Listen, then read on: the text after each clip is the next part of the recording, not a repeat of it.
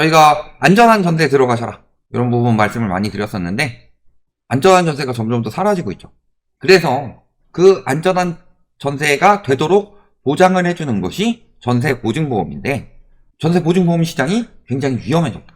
그래서 정부에서 이런저런 조치들이 나오고 있는데, 그 조치들을 하고 있는 이유가 위험해졌기 때문이에요. 그래서 얼마나 위험해졌는지, 전세보증보험도 마냥 믿으면 안 되고, 이제부터는 전세가율 한 60% 넘어가는 곳들은 웬만하면 들어가지 마셔라, 이런 부분을 말씀을 드리려고 하는 건데, 전세보증보험이 어떻게 위험해졌는지 이번에 나온 조치를 통해서 한번 보도록 하겠습니다. 자, 이번에 전세 사기가 심각하니까 허그 일병 구하기라고 하면서 법정 자본금을 증액 추진한다. 요거는 민주당에서 나온 이야기죠. 그 허그 법정 자본금을 현 5조 원에서 12조 원으로 늘리는 방안을 생각하고 있다. 즉, 허그의 자본이 5조에서 12조로 늘리게 되면은 보증 배율이 있죠?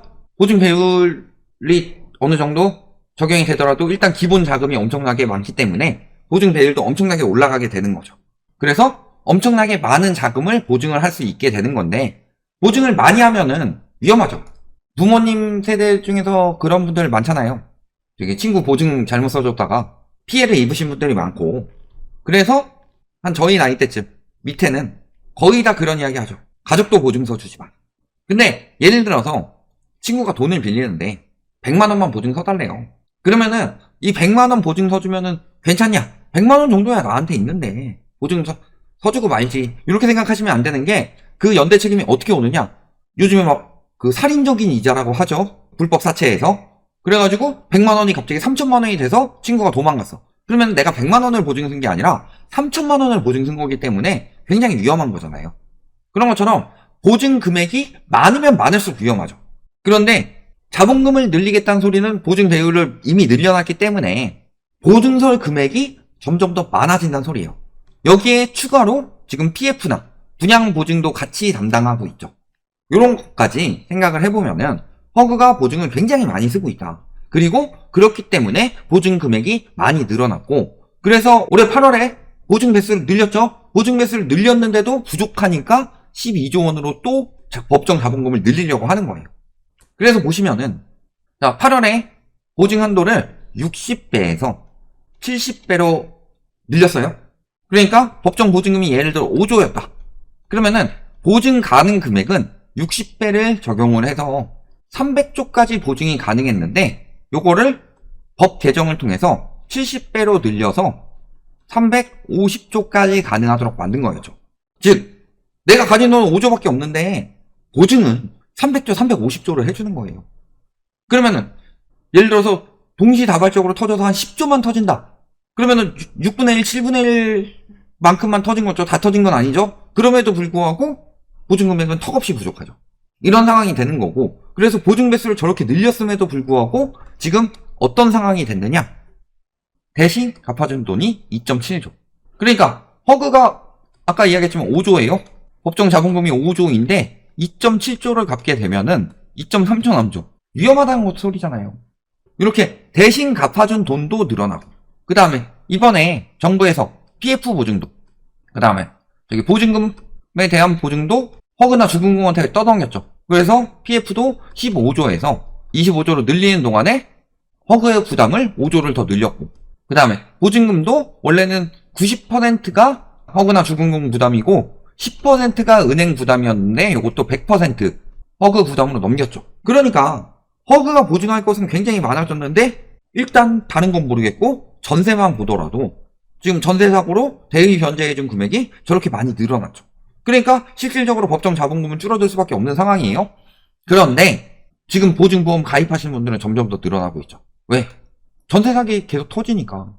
그리고 굳이 전세 사기가 아니더라도 보증금 미반환 사례가 굉장히 많죠. 그래서 지금 보시면은 과거 대비 지금 6배 늘어났다고 하죠.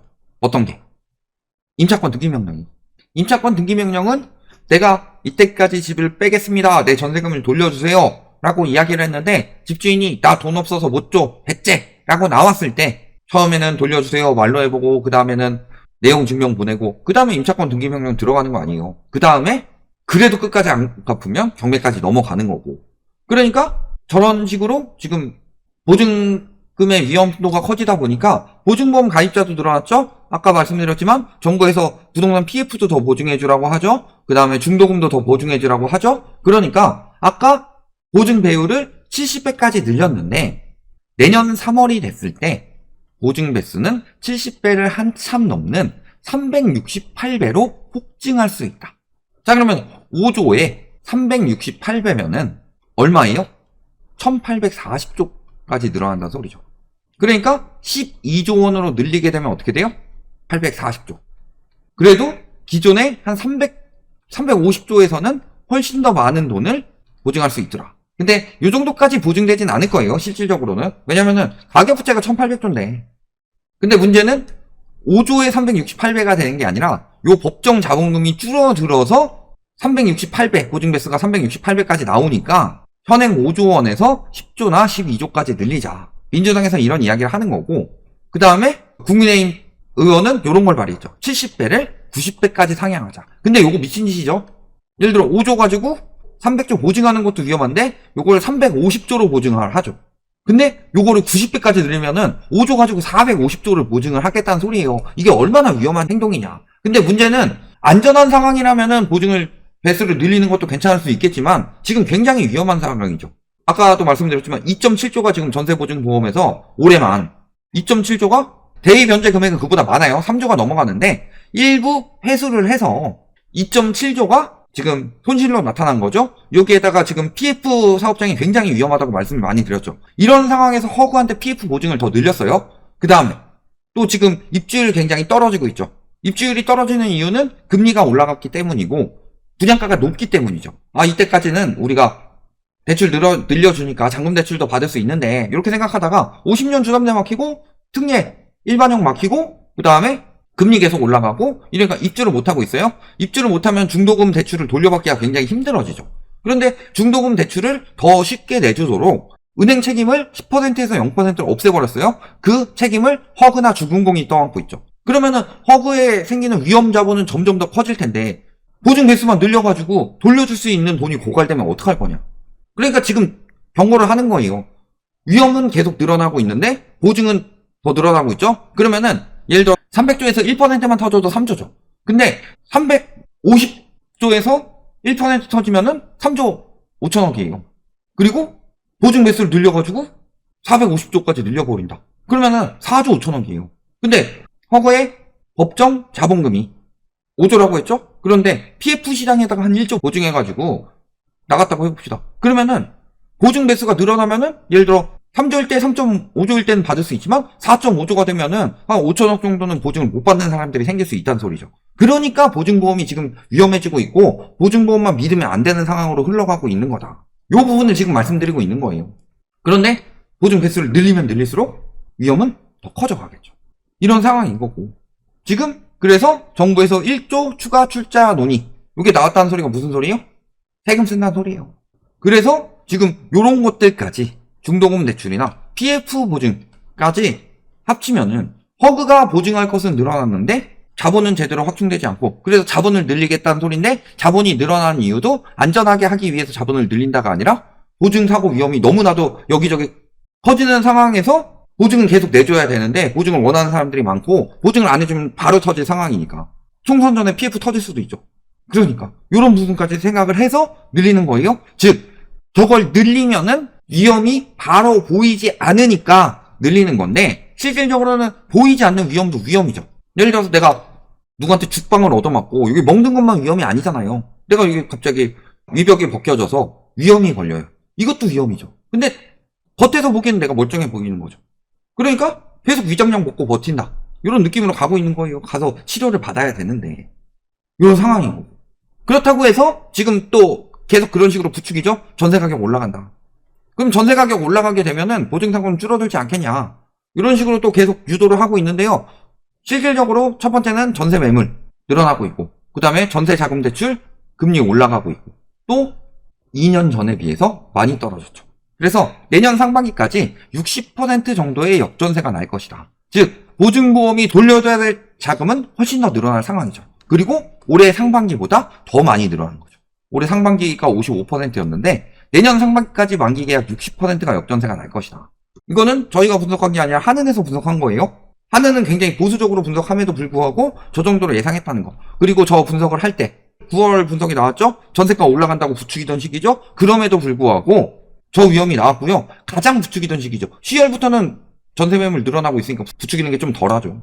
전세 가격 지수 상승률도 꺾였고. 그렇죠. 여기에 전세자금 대출 금리는 더 올라갈 상황이죠. 지금 보시면은 신규 취급액 기준 코픽스가 3.97로 전월 대비 0.15%포인트. 굉장히 빠르게 오른 거예요. 이 정도면. 이런 상황이고, 그래서 뭐 KB국민은행 같은 경우 전세자금 대출 금리가 상향 조정되고 있죠. 전세자금 대출 금리도 코픽스 영향을 받기 때문에 금리가 굉장히 빨리 올라가고 있는 상황이다. 그러면은 지금 언론에서 계속 거짓말하고 있는 게 뭐냐? 금리가 올려서 집 사는 게 부담되니까 전세를 옮겨간다. 근데 전세자금 대출은 부담 안 돼요? 그러니까 부담되면은 전세 가격이 떨어지게 되는 거고, 전세 가격이 떨어지고 역전세가 늘어나면 늘어날수록 허그 보증보험의 대위 변제는 점점 더 늘어날 텐데, 보증 배수 늘리고 뭐 이런 식으로 계속 키워가지고 내년 3월에 엄청나게 위험해진다고 해서 뭐 12조로 확충하고 90배로 늘리고 이런 식으로 한다고 해서 위험이 없어지는 게 아니라 위험을 보이지 않도록 덮고만 있을 뿐인 거죠. 또 지금 전세 대출 이자에 대해서 DSR 적용까지 들어가기 때문에 이제는 전세 보증금이 떨어지는 상황으로 갈 수밖에 없다. 이렇게 되는 거고, 여기에 이런 상황에서 막 특례 보금자리로 출시에 대해서 취약계층에게 지원한다. 집 사는 사람들 지원해줄 때예요. 지금 집 사는 사람들도 오히려 위기가 커지죠. 정부에서 분명히 이야기를 했어요. 연착륙을 유도하겠다. 근데 연착륙을 유도한다는 소리는 집값이 떨어진다는 소리죠. 집값이 떨어지는데 집 사는데 지원을 왜 해줘요? 너네들이 단계적으로 받아줘서 손실을 누구 한 명이 크게 보는 게 아니라 다 같이 나눠 먹도록 만든다. 그래서 가계부채로 부동산 경기 침체를 막고, 부동산 경기 침체를 막으면 이게 PF 터지는 것을 어느 정도 방어를 해줄 수 있는 거죠. 그러니까 PF 터지는 거 숨기기 위해서 가계부채 늘리고 있는 거예요. 지금 상황이. 저런 사람들을 취약계층이라고 지원해주고 있어요. 그런데 실질적으로 진짜 취약계층이고 보증을 받아야 되는 전세 보증보험 가입하는 사람들, 이런 사람들 집주인들이 안이하게 대위변제하고 허구한테 떠넘기면 되도록 만들고 있는 거고, 또 안이하게 대출 받아가지고 그냥 대충 돌려주면 어느 정도 돌려주고서 버티도록 만들면 되는 거다. 이런 식으로 지금 안이하게 만들고 있는 거예요. 그러니까 전세 피해자는 앞으로 늘어날 수밖에 없어요. 그런데 전세 피해자를 늘어나는 것들은 어느 정도 보증해줬던 허구의 보증보험이 보증을 할 금액은 늘어나고, 자금은 지금 계속 빠지고 있으니까 억지로 국민 세금 넣는다든가 해가지고 자금 쑤셔 넣어서 막고 있는 건데, 실질적으로 이런 쪽으로 지원을 더 해야지. 취약계층은, 진짜 취약계층은 이런 쪽 아니에요? 그러니까 저런 거 할 시간에 뭐 해야 된다? 이런 사람들 보증해줘야 된다. 특례 보금자리론으로 집주인 할 때가 아니고, 지금 전세 사기 피해자들 계속 늘어나서 지금 8,000명이 넘어가죠. 근데 이들을 뭘로 지원해준다고 그랬어요? 대출로 지원해준다고 그랬죠. 대출로 지원해준다고 했는데 34%만 승인받고 있다. 특례 보금자리론만큼도 승인이 안 나와요.